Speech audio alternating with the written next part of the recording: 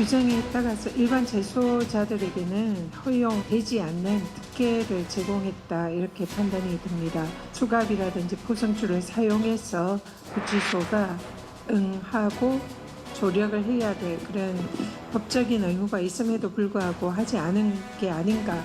체포영장 집행에 사실상 거부하고 방해하는 경우에는 징벌을 하는 게 통상의 예로 알고 있습니다.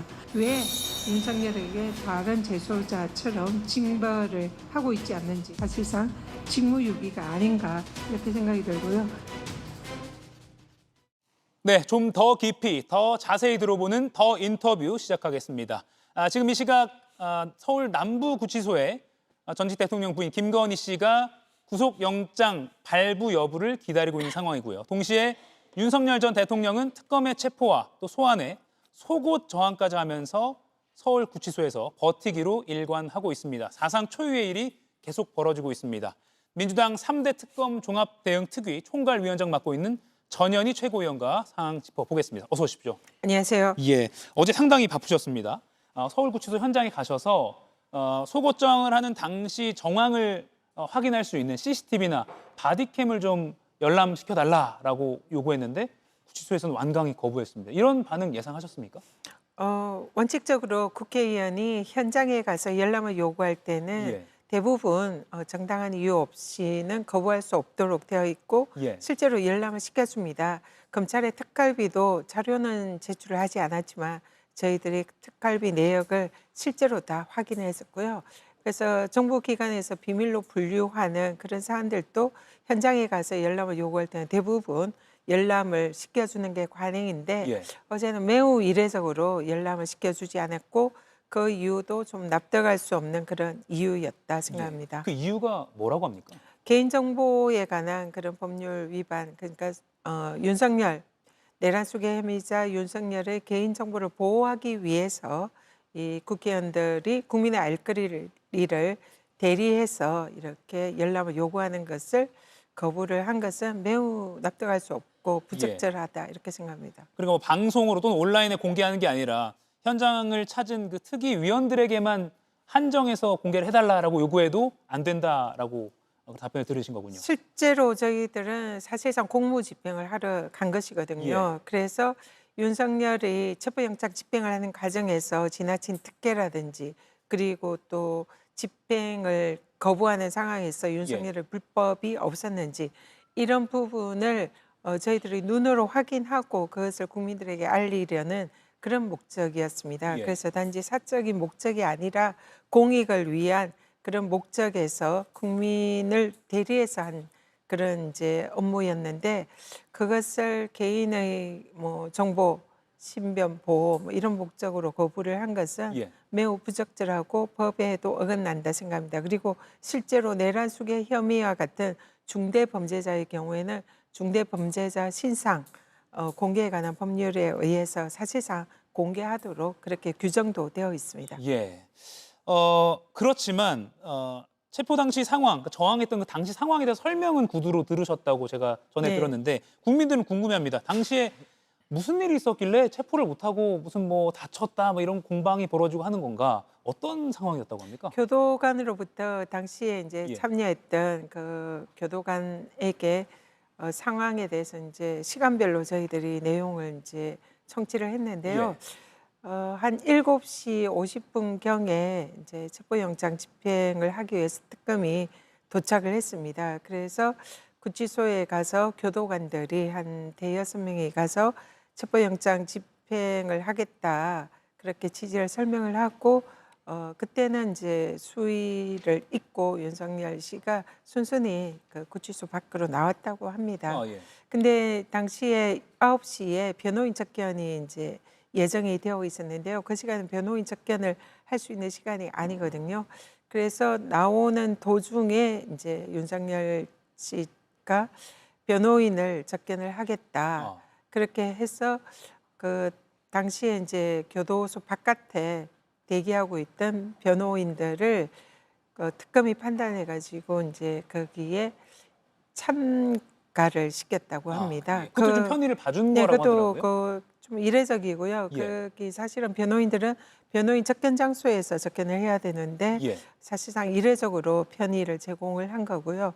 그 과정에서 그 구치소에 있는 그 사랑방이라는 공간에 같이 이렇게 들어갔다고 합니다. 네. 거기서 이제 첩보영장을 집행하겠다고 하는 상황에서 의자를 가지고 실랑이가 있었다고 해요. 의자가 바퀴가 달린 의자를 이렇게 미는 상황인데 예. 그렇게 이제 그 집행을 하기 위해서 밖에 대기하는 차량으로 이동을 이제 요구하는 과정에서 예. 완강히 저항이 일어났고 그 과정에서 이제 사실상 윤석열 쪽에서는 교도관 쪽이 물리력을 행사했다. 예.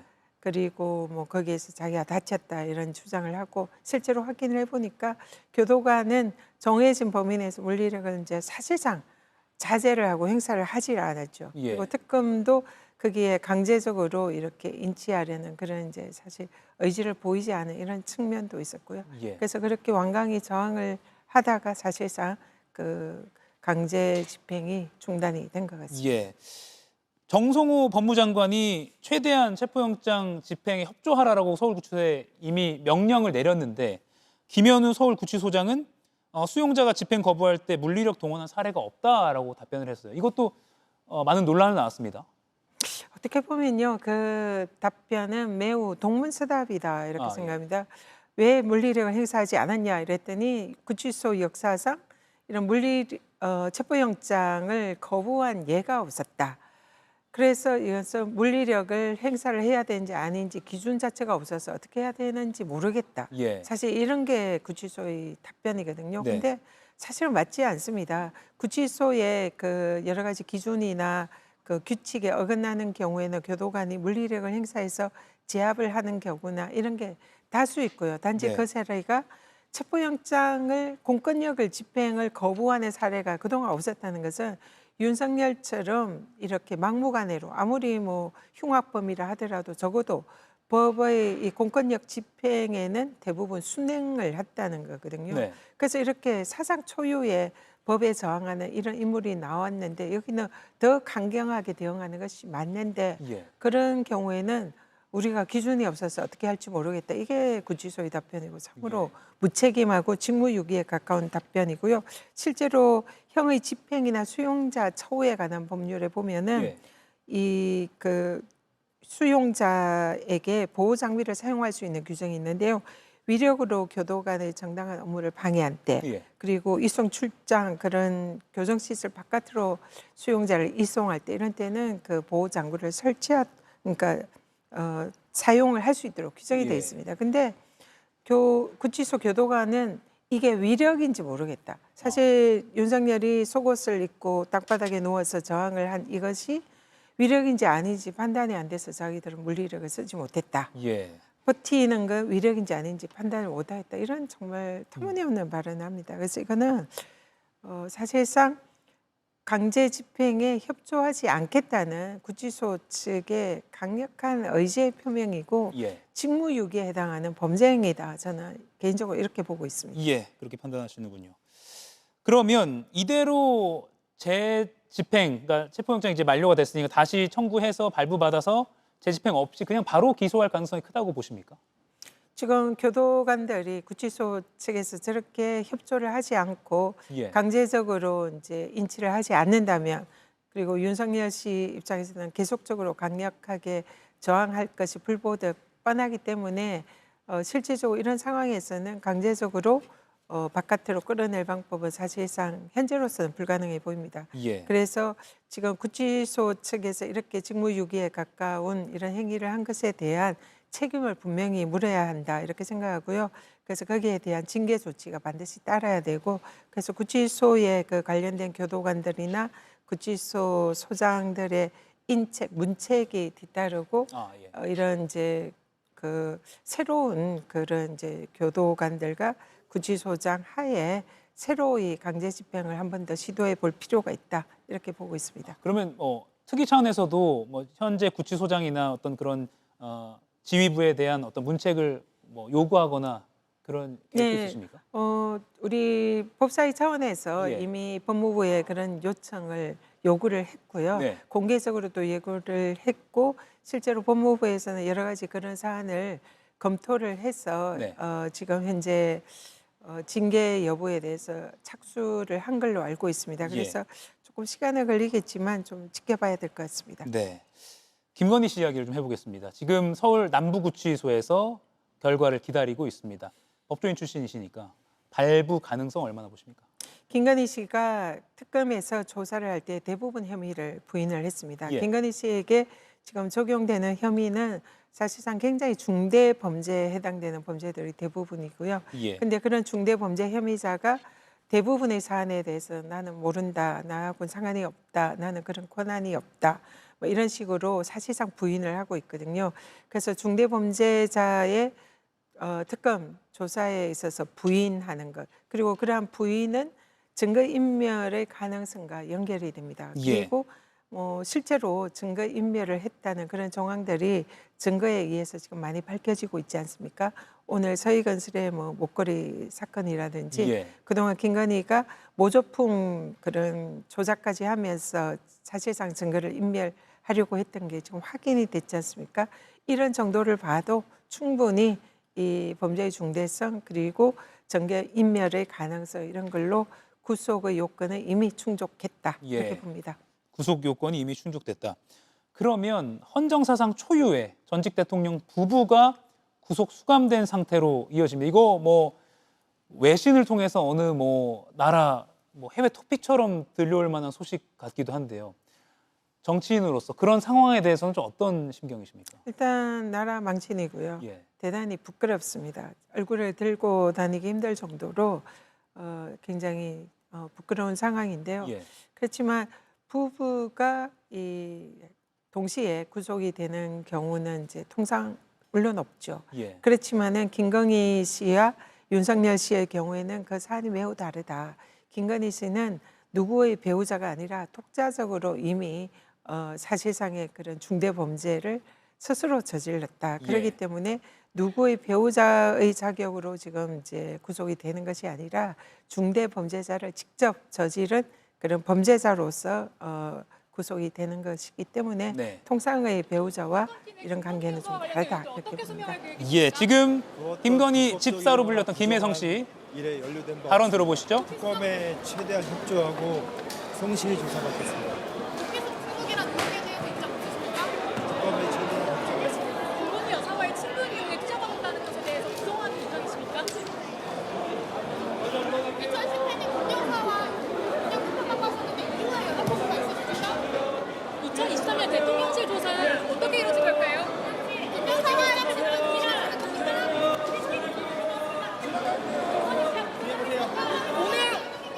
오늘 귀국 자진 결정하실 걸까요? 특검 측에서 연락 받으신 거 있을까요? 184억 관련해서 부당하게 투자받는다는 입장이실까요?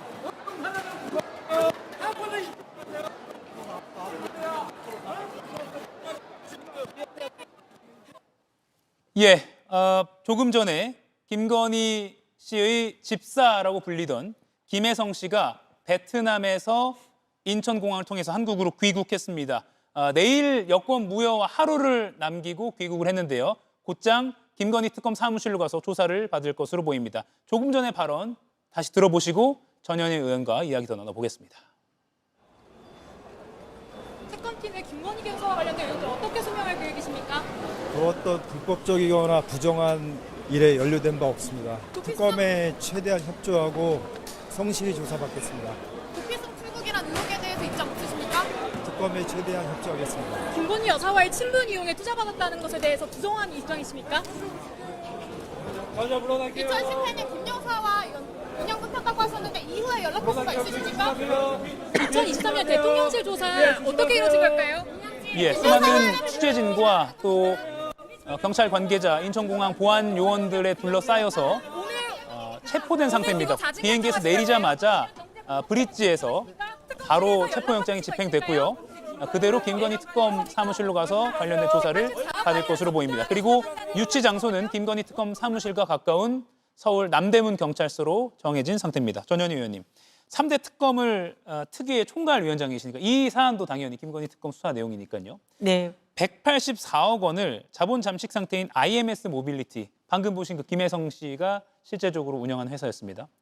결국 김건희 씨를 보고 투자했다라고 의심을 갖고 있거든요. 사실상 김건희 씨의 이제 집사로 알려져 있고 실제로 김건희 씨의 숨은 재산을 관리하는 게 아닌가 이런 의혹의 당사자입니다. 예. 그런데 이 김혜성 씨가 IMS 모빌리티라는 회사를 만들어서 거기에 뭐 신한은행 또 카카오 모빌리티 이런 대기업으로부터 정말로 알 수 없는 이유로 184억이라는 거액을 투자를 받습니다. 예. 그리고 그 중에 하나가 뭐 자신의 부인이 또 사실상 소유를 하고 있고 예. 그래서 차명 소유의 의혹을 받고 있고요.